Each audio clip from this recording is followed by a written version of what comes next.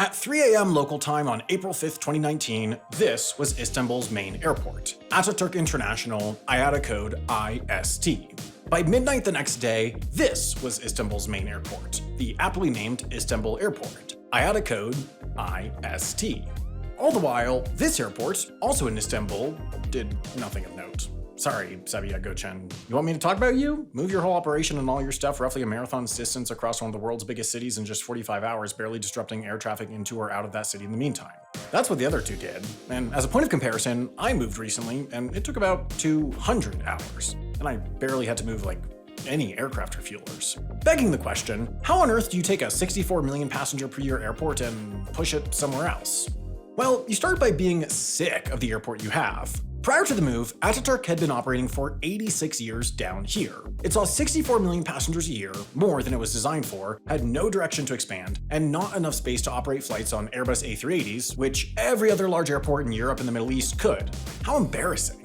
A bigger, badder airport, Turkish President Erdogan believed, would flex Turkey's might to the world. So he pushed for it and a bunch of other flashy, expensive infrastructure projects. Now, whether that was a good idea, whether Turkey could afford the airport's $8 billion price tag, and exactly how many people died building it are all valid points of debate. And if I was getting into those things, I would mention that the fatality count is at least 27, if you believe the government, and closer to 400 if you believe not the government. But I'm not mentioning any of that because I heard that if you're sweet enough to the Turkish government, you get some pretty amazing flight deals.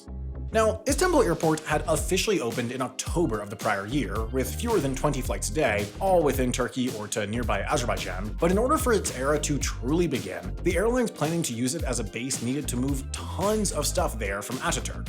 And I do mean tons. I mean 47,360 tons.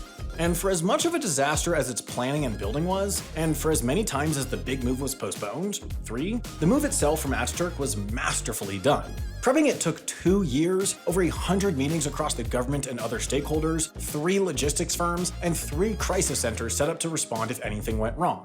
Just to give you a sense of the scale here, the bulk of the move was ground services equipment, aka big stuff. Think baggage carts, boarding steps, pushback tugs, chocks, belt loaders, firefighting trucks, security sensors, I could go on. A total of 10,459 pieces of equipment covering 262 acres were meticulously loaded, carried, tracked, and unpacked from point A to point B in 1,557 vehicles, mostly these big blue container trucks. So many of them, in fact, that if you line them up end to end, they would stretch about 80 kilometers or almost 50 miles, or almost long enough to stretch from Ataturk to Istanbul Airport, then back to Ataturk.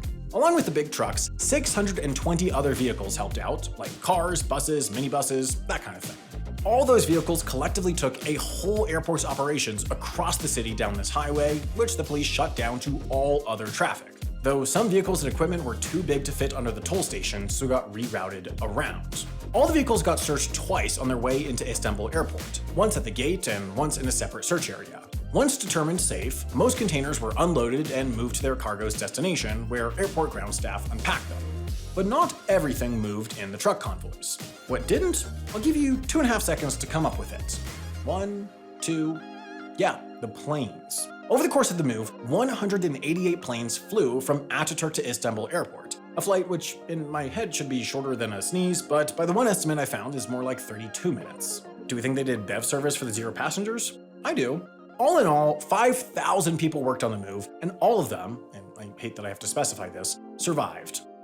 Now, as you can imagine, getting this all done with both airports open for at least part of the 45 hours in question demanded some scheduling wizardry. After all, when the clock struck midnight to end the transfer period, any plane still at Ataturk would have turned back into pumpkins. At 3 a.m. on April 5th, the start of the transfer period, no commercial passenger flights were allowed at Istanbul Airport, only transfer flights to move planes there from across town.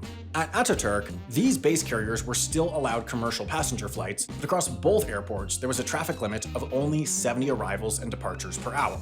The first hours of the move were largely about loading the trucks at Ataturk, checking the runways, and otherwise making sure everything was ready to go when transfer flights began and convoys started driving to Istanbul Airport.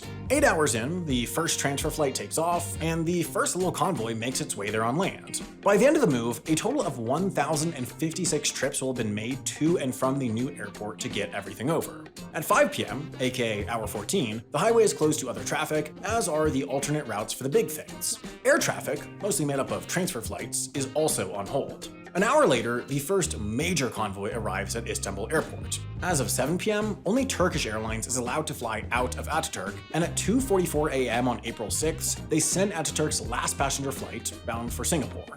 From this point on, Ataturk is a normie airport no more, now used only for cargo, state, and other specially permitted non-commercial passenger flights, like the rest of the transfers. At 2:59 a.m., Ataturk and Istanbul Airport officially trade IATA codes, with Istanbul Airport adopting IST and Ataturk getting ISL.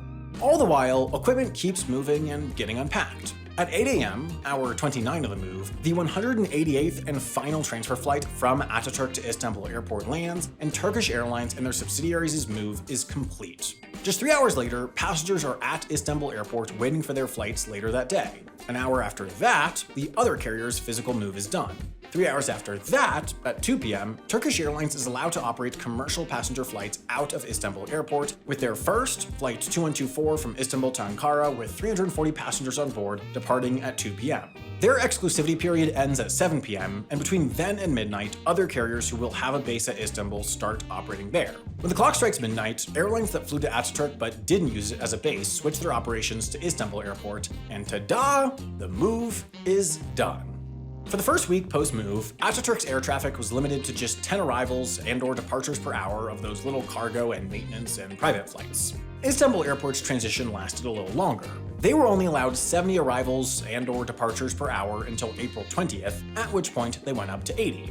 With the move complete, Istanbul Airport had a capacity of 90 million passengers per year, and by 2023, they were already serving 76 million a year, 12 million more than Ataturk had just before the move.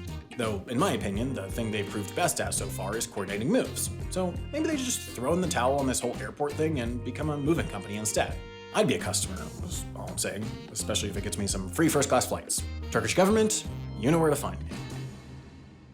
But there is one thing I love more than bribes from Turkey, and that's Nebula, a streaming service I started with some other creators a few years ago. Today, that passion project is home to hours upon hours of thoughtful, fun, inventive stuff. We've got short films like Abigail Thorne's Dracula's Ex-Girlfriend, Jesse Gender's Identities, and soon Patrick Williams' The Dinner Plan, which I visited the set for and looks incredible. We've got feature-length docs like Boomers, Tom Nicholas's History of the Generation That Rules Us All, and even competition shows like my own The Getaway, where we at Half as Interesting in Wendover sent 6 other creators on a road trip/psychological trap to win $10,000. And if somehow none of those exclusives appeal to you, Nebula is also the only place to watch all of my and so many other creators' videos ad-free and sometimes even early. All this to say, no matter who you are, Nebula probably has something you're going to love. So what are you waiting for? Sign up right now at nebula.tv/HAI to get 40% off, meaning you pay just $36 for a year or $3 a month. And once you do, let me know whether you think really deserve to be voted out first on The Getaway.